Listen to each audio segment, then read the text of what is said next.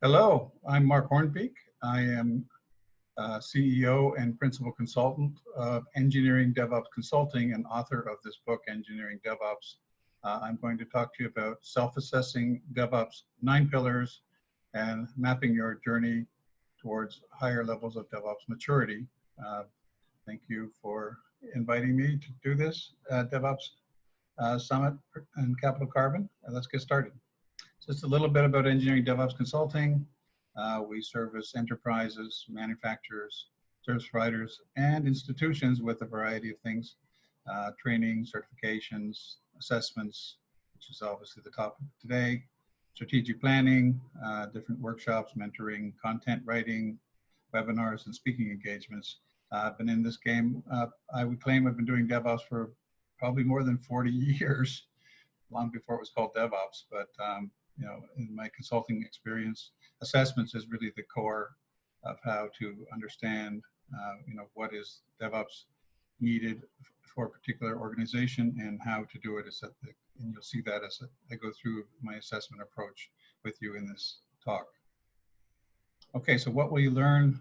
I'll present a blueprint for DevOps. It's kind of a big picture, something called the 9 pillars of DevOps. That's kind of a preview on the right side there. An assessment methodology is basically the methodology I use in my consulting practice. There's no standard methodology, but this is one I have found that works very well. Then how to use that results of the assessment to roadmap your own DevOps journey and point you to some self-assessment tools that I offer you and some resources that are available on my website. This is the blueprint. This is the best I know how to picture all things DevOps in one slide, one diagram. As an engineer, I kind of like to start things with a big picture to help you kind of give the overview of the land, if you like. If you look at this picture, there's really 2 layers. The top layer are the people, processes, and technologies involved in orchestrating and keeping track of what's going on with all the lower layers. So it's kind of the top layer that's management layer, if you like. It includes things like governance, continuous security, site reliability engineering, disaster recovery, value stream management, application release orchestration, and automation or pipelines. So those are the things that are keeping track of what's going on across the value stream. And then under the dotted line, there are applications, pipelines, and infrastructures. These are the technical components that provide data and need to be controlled in order to implement a well-engineered DevOps solution, everywhere from planning through to operations and the CI/CD pipeline in the middle, along with producing artifacts from CI, and then the deliveries and deployment capabilities at the CD end. All of that overrides infrastructure. So infrastructure within the DevOps world is preferred to be served up as a service or as code, no matter whether it's infrastructure in a data center or various cloud services. So I generally like to refer to this diagram, this blueprint, when I'm explaining DevOps to people the first time around, and certainly in an assessment situation, I'm often finding myself needing to quickly answer the question, what is DevOps, what is involved? And this is usually the first chart that I pull out. Okay, 9 pillars. So when I say 9 pillars, what are pillars, first of all? I think of pillars as things that are somewhat immovable, structural, that every good DevOps solution ought to have without fail, pretty much. Maybe they'll have different amounts of one or the other, but generally speaking, every good DevOps solution will have these things that are verticals. They'll have good leadership, collaborative, leadership and collaborative cultures. The teams are working well together. Design practices for DevOps, that's how you develop applications. Continuous integration practices, continuous testing practices, elastic infrastructures, continuous monitoring practices, and security, and finally delivery, and I lump deployment in with that. So those are like the 9 pillars that I use to help with these assessments, because I think they're critical for every DevOps implementation in one form or another. There are also some horizontal structures, orchestration and automation across these pillars, as well as governance, the pipeline itself, release application, automation, value stream management. It's somewhat of another way to look at, DevOps, but when you think about assessments, you really ought to make sure that as a minimum, you're assessing the core pillars. So that's what these pillars are anyways. When we get into the assessment, we need to look at it in sort of, again, big picture context. I have in my book something I call the 7-step DevOps transformation blueprint. The blueprint involves explaining, these 7 steps that are really, I would say, applicable to almost implementing anything properly from an engineering point of view. You start with, step 1, visioning, make sure you know where you're going at the senior levels of the project. In case of DevOps, it's often very senior level people, maybe even C-level people. And then they get their teams aligned. And then you go through an assessment, which you're looking at current states and in a lot of detail, trying to figure out, what you really want to accomplish. And then with some expertise, often a consultant or some internal experts or architects, you build a recommended roadmap. And then you use that, if it's accepted, to build solutions, realize a result through implementations, operationalize it, and then expand it. So start with one application or some MVP applications, and then expand it to others as you learn more about that experience with your solution as you build it. Okay, so what are the objectives of an engineering DevOps assessment? First of all, it's to align organizations around a shared understanding and deliver a roadmap towards accomplishing a more mature DevOps. I cannot emphasize this enough. So many times I've seen teams dive into implementation without getting that alignment, only to get quite a ways down the implementation pipeline, if you like, and then have to back up and say, wait a minute, what are we actually trying to accomplish? So there are a lot of different sorts of goals associated with DevOps. It's pretty important to get the different leaders and teams in agreement as to what their goals are and make sure that they're measurable and actionable. Then you can use those goals to think about, okay, what are our gaps relative to maturity and relative to those specific goals? And where are there opportunities for improvement if we know what those gaps are? You can then map a value stream. This isn't a talk on value stream management. I'm assuming you know something about it, but basically the steps involved in creating value across from the spectrum of tasks, from creation through to deployment and even operations. So basically you can create a current state value stream map and a future state value stream map to identify efficiencies as you scope in on what those goals are and what's affecting the performance and progress towards those goals. It also includes a cultural readiness assessment and looking at barriers to resistance in the organization and individuals to help facilitate change. Where can you get people to help? Where are there going to be some problems in the organization? Then, with all of that information in mind, you can build a roadmap. Usually, the consultant or some expert team get together and build the roadmap and an actionable plan. I really want to point out, by the way, that you don't do this assessment on just any old app. You usually try to pick a model app to start with and make that kind of a model for the rest of the organization. There may be different models because maybe that some of the apps have quite different characteristics. So there may be different applications and different assessments. That's something also to keep in mind. Okay, DevOps is not simple. I talked about the 9 pillars: leadership, culture, design, integration, testing, security, monitoring, elastic infrastructure, delivery, and deployment. So those are 9 pillars, but there are other things that also have to be aligned. Each one of those pillars have 3 dimensions: people, stuff, process, and technology, whether the technology is tools, products, stacks, all the things involved in making DevOps really work. So that all has to be aligned as well to make a solution that is balanced and will actually hold together in the real world. There's also what I call 3 axes of variations. As mentioned, the top, the applications and pipelines and infrastructure that constitute, if you like, the hardware or the technical components of DevOps. And it's not just the app, but it's also the pipelines and the infrastructure that they all depend on. And finally, there's trying to understand what maturity level are you at, right? I define maturity for DevOps in 5 levels, similar to the Software Engineering Institute's maturity model. starting with what I call chaos, where you really don't have much of anything, a lot of chaos, and then at least you start tightening up the front end or continuous integration end of the pipeline. Then you get into the 3 ways of DevOps. The first way is continuous flow, where you've got largely an automated process all the way from code creation through to code delivery, if not deployment. And once you have that well working and well engineered, then you can move on to making more sophisticated continuous feedback to start optimizing the flow. Ultimately, you're getting into a continuous improvement loop with, we have the confidence to experiment and build on innovative solutions using the flow and the feedback and new technologies and ideas. So ultimately, you want to get to continuous improvement. So these are all different things that need to be aligned. You need to, come to agreement as to what you want for the pillars, the dimensions, these variations, and levels of maturity. Once you get alignment around all of those things, then you have the basis for building a solution that everybody's going to be able to buy into and go forward with efficiently.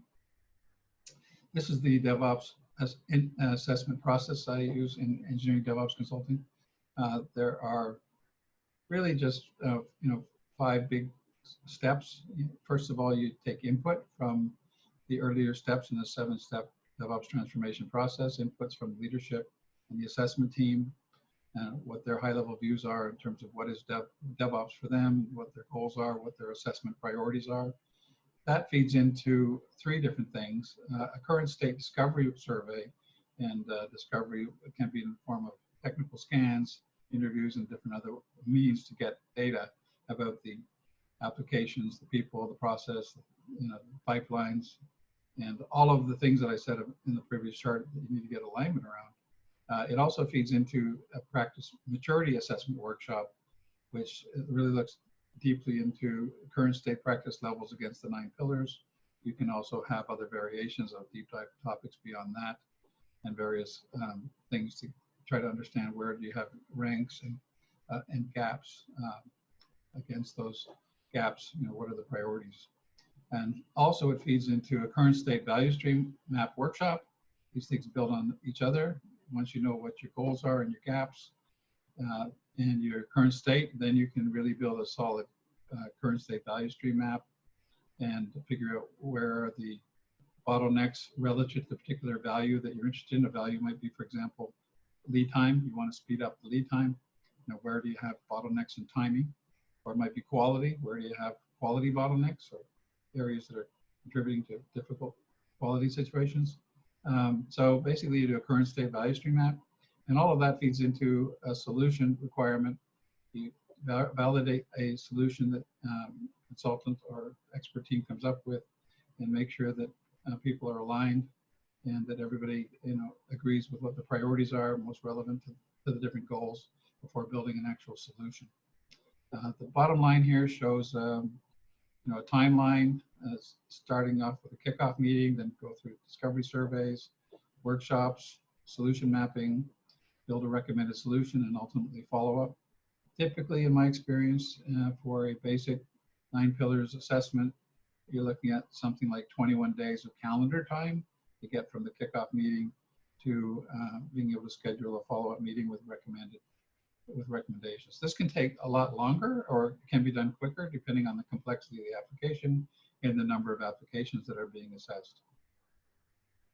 Okay, so what does a DevOps vision workshop look like? Basically, you're defining and evaluating your DevOps vision, meaning what is your view of DevOps? What is it? And how do you establish your prioritized goals for your particular DevOps transformation?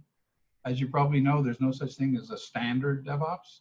So this is pretty important. Before you get going, you get agreement as to what is your view of what is DevOps and what your goals are for your transformation. I break down in an assessment tool that I have 6 categories of goals and try to get people to agree on what are the most important 1 or 2 goals, because if you have too many all at once, it doesn't work very well. So the categories are agility. That includes things like lead time, stability, efficiency, quality, security, and team satisfaction. So those are the kind of holy grail things that you want to accomplish with DevOps. So how do you do that? Well, we have an assessment tool that helps you collect and organize your vision and sit down in a workshop and make sure you get alignment with folks using that tool. It helps you define your performance goals. In particular, it helps you prioritize what your goals are, because everybody wants to do everything, but in truth, you can only do what you can do given a limited resource. Nobody has an infinite number of resources. And the goals, by the way, may be different for different applications. So that's an important thing to keep in mind as well. That's also why I generally say, pick a model application, perfect that if you like, and then use what you learn with other applications rather than trying to boil the ocean all at once, which usually doesn't work very well. Okay, Engineering DevOps Maturity Workshop. This is what's involved.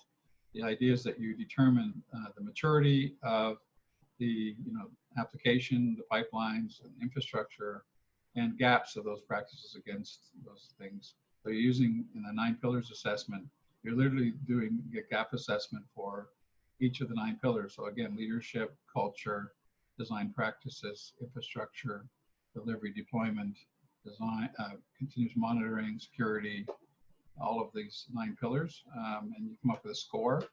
The score has 2 parts. There's a current practice level or capability, and there's an importance level. Something may not be highly,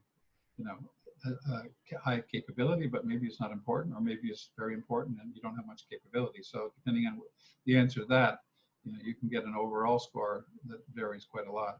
So we use a tool to, again, define and assess the practices across multiple practice categories. As you go through that, you assign a maturity score and an importance score for each practice. And then that tool calculates an overall DevOps maturity gap score for each of the pillars and overall. This is an example of a gap assessment tool, the summary page of the tool, a 9 pillars assessment in this case. Culture was scored as the most critical, and it's got a gap rank of 1. So it was in a red zone, if you like, whereas security was like 2. Monitoring was kind of a green zone or a middle zone, and some of the other areas were okay. But this is not atypical, by the way. When we do these assessments, I often find this type of distribution. I've never run into an assessment where everything is green. I wish I did. That's probably why they bring in a consultant to help because there are issues. But this is a way to help you kind of focus in on what areas of the 9 pillars are most critical to look at. That's why we add this importance score along with the practice score, because not every organization needs everything at the same level. So the folks that are involved with it in the best place to determine how important is, let's say, the practices that are within culture or the practices that are within these other things relative to their own goals. Okay. The value stream workshop, we basically build a value stream. This is a diagram of the process steps and the different timings and measurements and process components that are contributing to those things, all in a 1-page diagram. So in a workshop setting, you capture your current state value stream, including different components and dimensions, the people, process, and technology contributors to the value stream. Then you use that to identify gaps and opportunities. Again, it's all relative to your specific goal. So you're basically, as you go through this overall assessment process, you're constantly referring back to the goal so that you end up with an assessment relative to your goal that you all agreed to. Again, there's a model that I use in my practice. First of all, we start with educating the team on the value stream approach. Not everybody uses the same approach for value stream mapping. So I teach, the way I do it. Again, I think what's a little bit different in the way I do it is it's very, very prescriptive. It talks about the goals constantly. We're trying to do it relative to a goal, not just a general purpose value stream map. And then understand the current state of the value stream relative to the specific goal. Identify bottlenecks and gaps and opportunities, and then prioritize what improvements you can identify. Interviews are then conducted once you start, you're now into formulating solutions and ideas for solutions. So we collect individual opinions regarding the recommendations and priorities of those recommendations. When I enter an interview, I already start with some candidate recommendations, and within a one-on-one setting or small team, we identify the top 3 priorities from that person or team, and we also allow them to add in any new recommendations that they want to contribute to that point, and overall help build a prioritized feedback on the candidate solution. Finally, after a lot of work on the part of consultants and expert team, you build a recommended solution, and then get leadership alignment around the results and the roadmap and the next steps. So the consulting team provides an analysis of the data from the workshops and interviews, get a future state value stream map visible that meets the goals, provide an executive summary, detailed recommendations, which include things I'll show you in a minute, a high-level roadmap, and in particular, progress monitoring checkpoints. Usually there's a follow-up assessment, at least one, as you get along your implementation. You want to make sure that you're still on the right track, or maybe there's a reason that the track should change, and then next steps. This is just an example of a roadmap. There's many different formats for this, but in this case, the roadmap involved detailed epics and user stories and tasks for several phases of the implementation. This was a 2-year strategic planning assessment. So you can see here in this case, there were work streams for things like version management, continuous testing, release automation. You can go down the list. It also identifies the dependencies between the different work streams, which is important so that you can understand how many people you're actually going to need to implement these things. The whole idea is to reduce the roadmap down to actionable work streams that include specific epics, user stories, tasks, dependencies, and also call out different technologies that will be used or at least trialed to support the implementation at a later date. Doing that for a model is one thing. How do you expand the value of that model across the organization? Well, that's what I call a DevOps adoption blueprint. So at the heart of it, you do have a model that everybody can refer to and measure success against and share practices and experiences. Everybody sort of feels ownership with that model rather than being a political thing. You can make it so that everybody feels part of the model application if you agree that that's the model in the first place.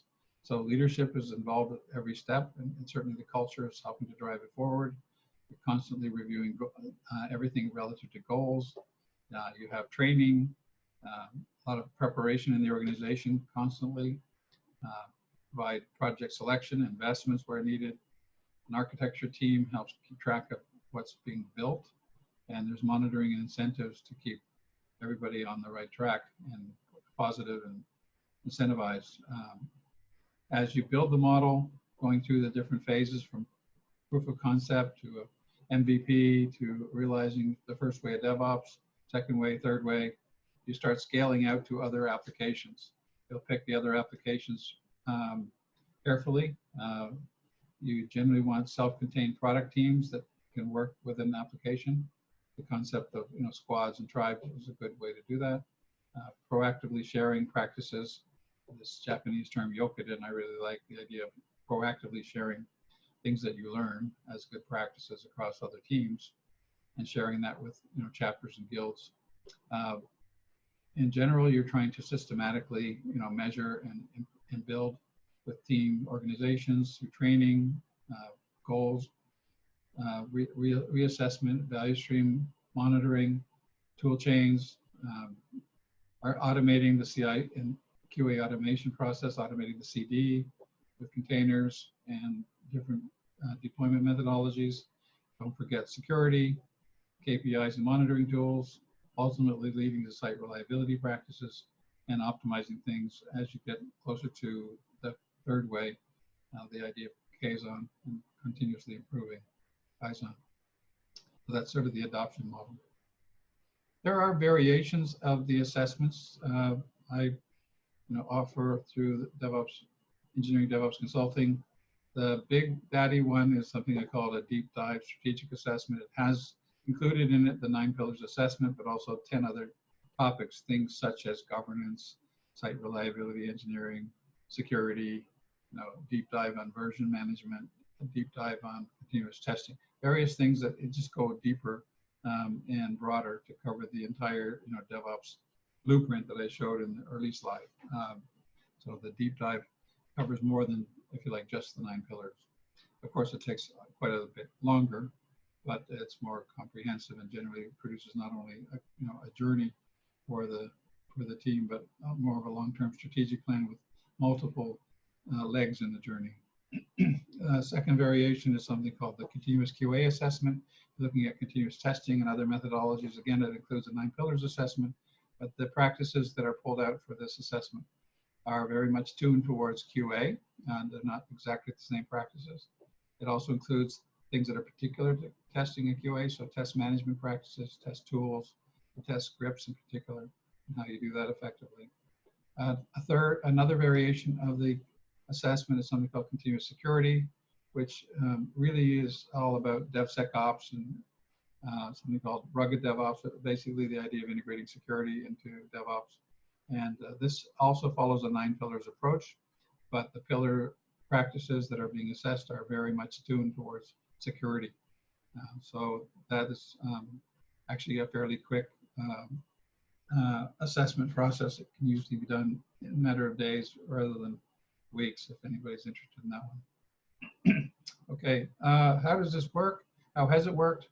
I've run these assessments in probably certainly more than 80 different organizations over the years, and these are just a few examples. A large network storage company wanted to migrate a group of business applications to the cloud with DevOps. So the result was they ended up with a 2-year strategic plan, including agile plans for implementation, and they're doing pretty well. I'm currently going through a reassessment with them, actually. The second one was a U.S. government public agency. They wanted to reduce their software release lead times and increase frequency safely with still having visibility over the costs and release process. The result was they reduced their delivery pipeline from 9 weeks to 2 weeks, at least in the roadmap. They were still implementing it at the time that this data was produced. And it was certainly on the way to meeting the goals set out by the assessment.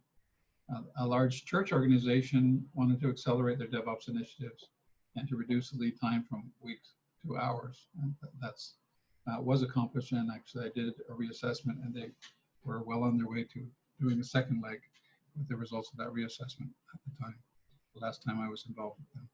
Okay, so these are just some examples of impact stories. There are plenty others I can talk about. Definitely the assessment model does work, and it does produce some pretty impressive results because it helps you get DevOps engineered efficiently and effectively quickly. So that's kind of my last slide. I just want to refer you to some tools that are available on my website, www.engineeringdevops.com. The blueprints, scorecards, different engineering practice statements, assessment tools, calculators, and templates are available on there. There's also a list of engineering DevOps services, which include assessments and planning and training and various other things, as well as some white papers. So for many of the things that are in my engineering DevOps book, there's an associated white paper, such as the 9 pillars of engineering DevOps. It's just one example. I'd like to thank you for your attention to this short demo, a short presentation. And if you have any questions, you're welcome to contact me at mhornbeek@engineeringdevops.com. Thank you.